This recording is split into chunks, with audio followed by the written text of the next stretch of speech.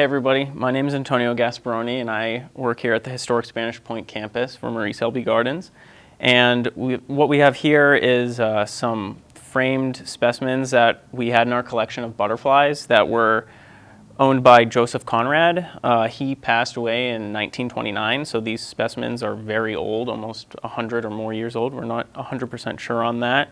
But what's interesting about these is that some of these butterflies, most of them that we can tell, were not found here in North America. They're from northern Australia, Indonesia, Papua New Guinea.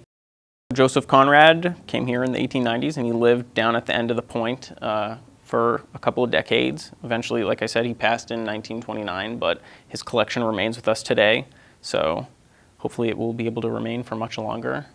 And maybe if we're lucky, we could start our own butterfly collection here or something of native Florida species. But these are just very impressive and they're not from here, so it's pretty cool to see species of butterfly that you'd never see here in the wild. So they're not from around here, but what you can also see about this is that they're very faded. So what this tells us is that they probably weren't stored very nicely in a building. They could have been hanging on a wall somewhere in the sun where they just have faded over time. There's been a lot of humidity that's got into both of these collections here, where the butterflies have started to rot and kind of deteriorate, but for being as old as they are, they're still in pretty good condition.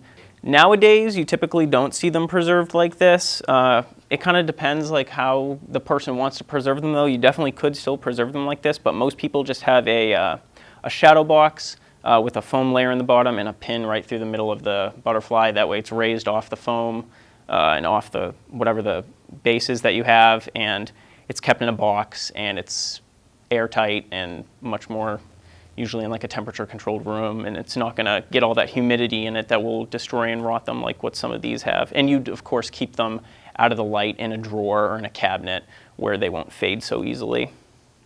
It lets us see where Joseph Conrad had been in the past. Obviously he had been all over the world in order to collect these, but it's also interesting because butterflies, I think, are something really captivating to a lot of people, no matter your age.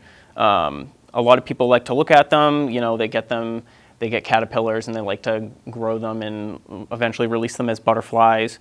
And they're a very interesting animal. They're beautiful. They come in all different shapes and colors, and I think they're enjoyable for people to look at.